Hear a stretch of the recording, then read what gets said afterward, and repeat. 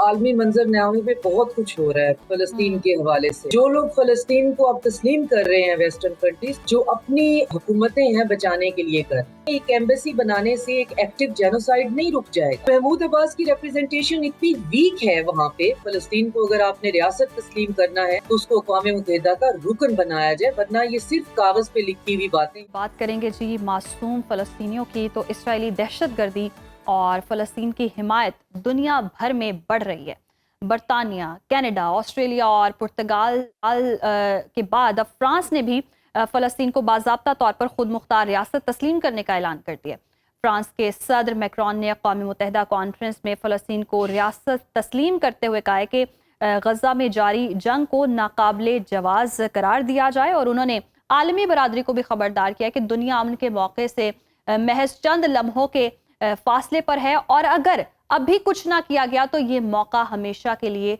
ज़ाया हो जाएगा। चीन भी फ़लस्तीन की हिमायत में खुलकर सामने आया है। चीनी वज़ीर ख़ारजा ने कहा कि 2 बरसों से जारी गज़ा जंग ने बेमिसाल इंसानी अलमियों को जन्म दिया। फ़लस्तीन तनाज़े के हल के लिए ज़रूरी है कि गज़ा में फ़ौरी जामे जंग बंदी, फ़लस्तीनियों की अपने इलाके पर हुक्मरानी और 2 रियासती हल की मजबूती पर गौर किया जाए और ऐसा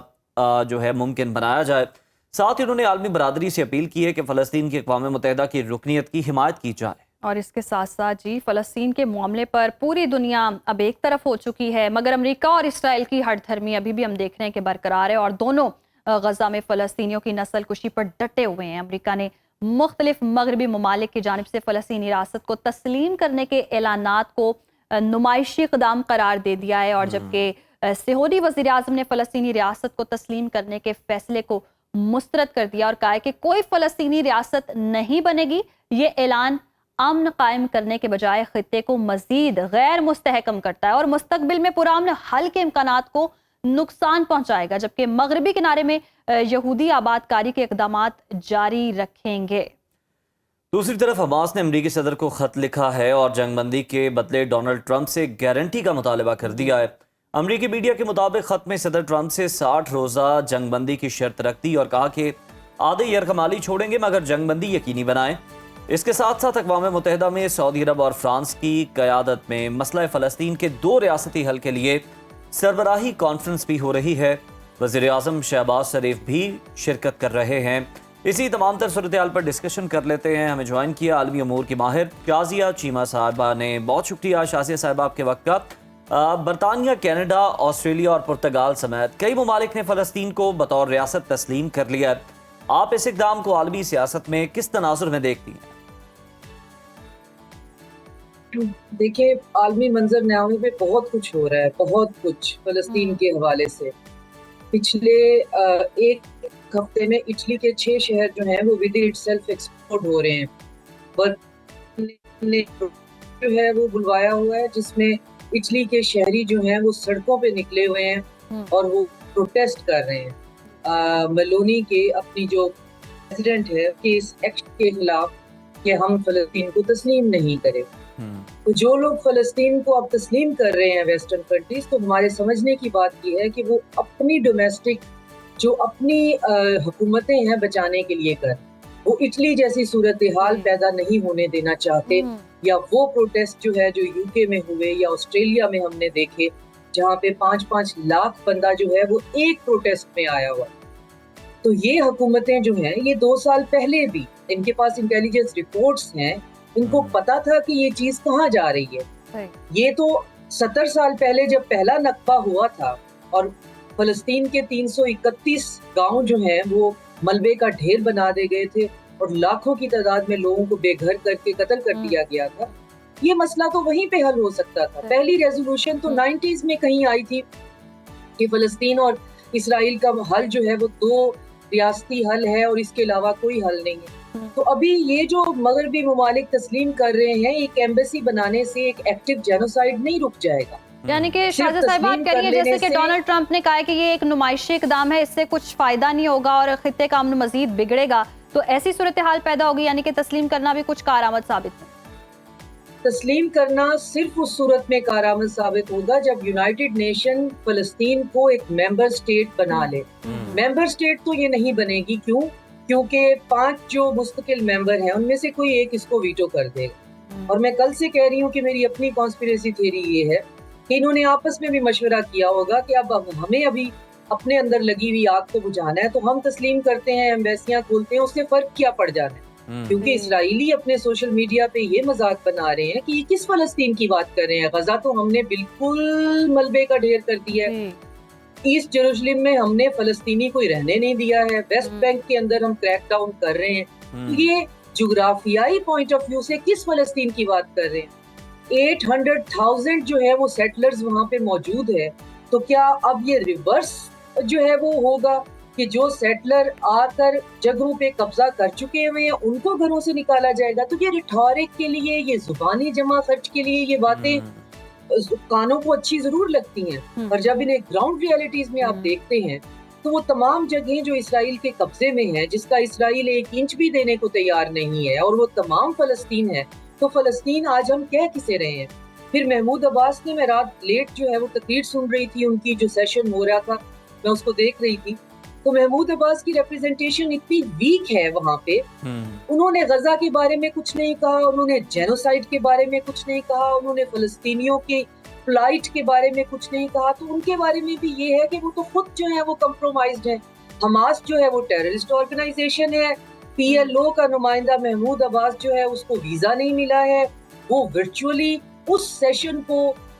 جو جا کر ایڈریس کر رہے ہیں جس میں ان کے ملک کی بات ہو رہی ہے، آپ کو ہبرس نظر آ رہی ہے، آپ اس میں جو کبوکی تھیٹر ہے وہ آپ فیل کر رہے ہیں نا کہ ایک بندہ جس نے فلسطین کی ریاست کو آپ کہہ رہے ہیں جی تم ریپریزنٹیٹیو ہو، اس کو آپ ویزا نہیں دیتے، ڈپلومیٹک پاسپورٹ نہیں دیتے، وہ ایک سکرین پہ بیٹھا ہوا اپنے ملک کی لڑائی لڑ رہا ہے، اور وہ بھی بہت ہاف ہارٹیڈلی، کوئی بات نہیں ہے، کچھ نہیں ہے، کیونکہ بہرحال ان کا حماس کے ساتھ اور غزہ اسٹرپ کے ساتھ ان کا پولیٹیکل پرابلم ہے،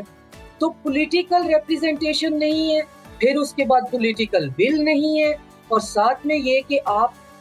ویپن سپلائی کر رہے ہیں، آپ ڈپلومیٹک سپورٹ دے رہے ہیں، اور ساتھ میں آپ نے ایک نہ نظر آنے والا جو اس وقت کا گراؤنڈ ریالٹی کا فلسطین ہے اس کو آپ ریکگنائز کرنے کا ڈرامہ بھی کر رہے ہیں۔ بالکل شازیہ صاحب، آپ درست فرما رہی ہیں کہ اسلحہ بھی آپ بیچ رہے ہیں، ہر طرح سے سپورٹ بھی کر رہے ہیں، اور پھر یہ ڈرامے بازی بھی ہے۔ چین نے 2 ریاستی حل اور فلسطینی خود مختاری کی کھل کر حمایت کی ہے، اقوام متحدہ کی رکنیت کی اپیل بھی کر دی ہے۔